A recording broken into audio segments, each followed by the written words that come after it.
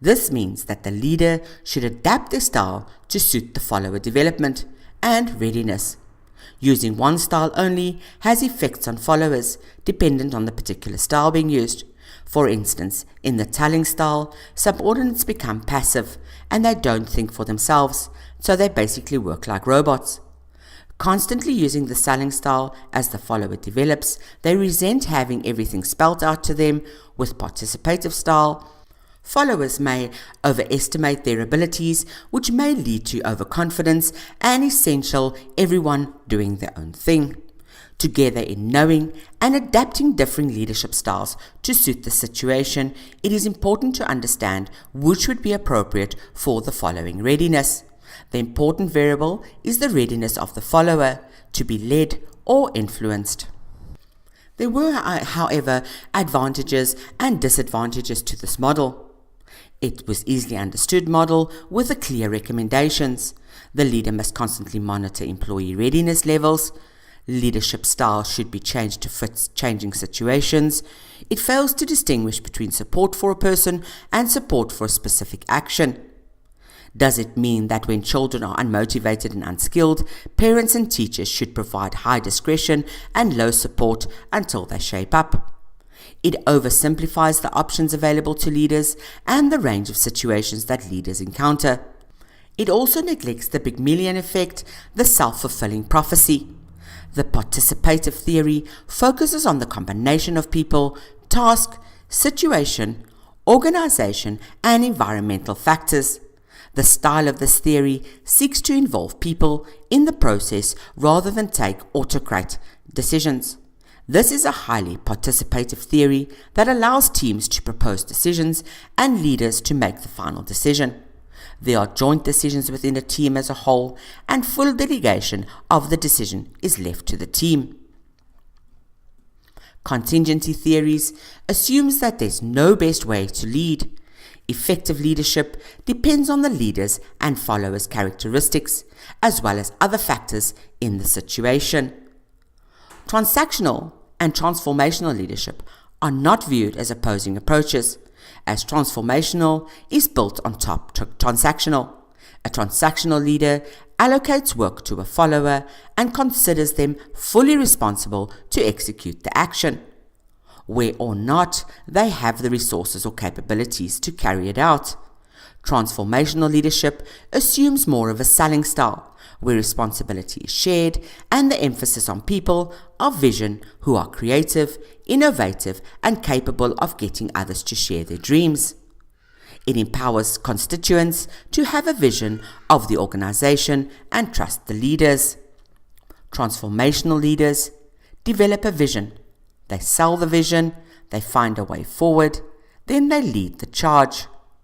They tend to see the bigger picture.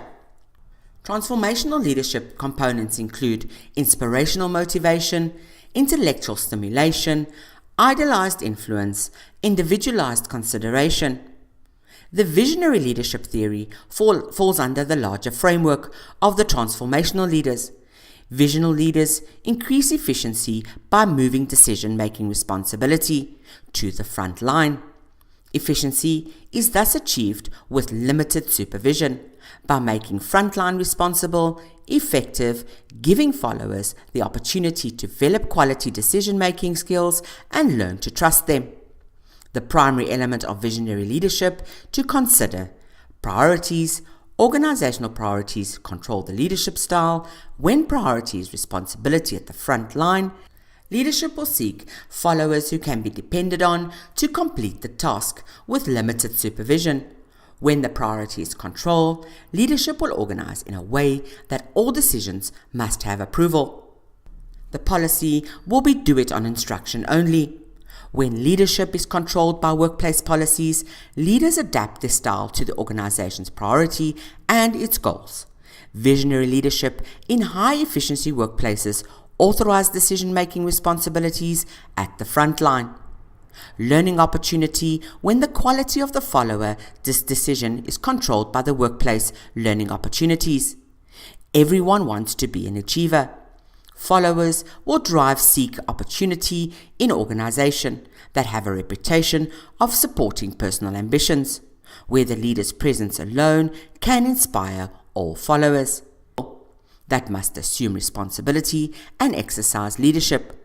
This means that to attract and keep these types of people, the work environment must inspire and exploit follower capabilities. And this is done by a company's distinctive personality, built and maintained by combining motivation, opportunity, and creating a desire to learn, results in a super motivated environment. Managing motivation through coaching and not control.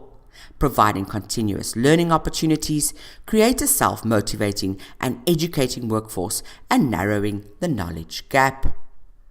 And that brings us to the end of our topic on leadership theories. What have we learned? What were the main ideas? To influence followers, it is necessary to use a variety of leadership styles dependent on a number of factors. Follower readiness is a factor in deciding which leadership style should be efficient to influence the follower. Everyone values success and they are highly motivated when empowered through coaching rather than controlling. Motivation is achieved by combining motivation with opportunity to create desire. This creates learning opportunities, self-motivation, education, and narrows the knowledge gap. Transactional leadership and transformational leadership feed off both theories to provide efficient leadership dependent on the situation.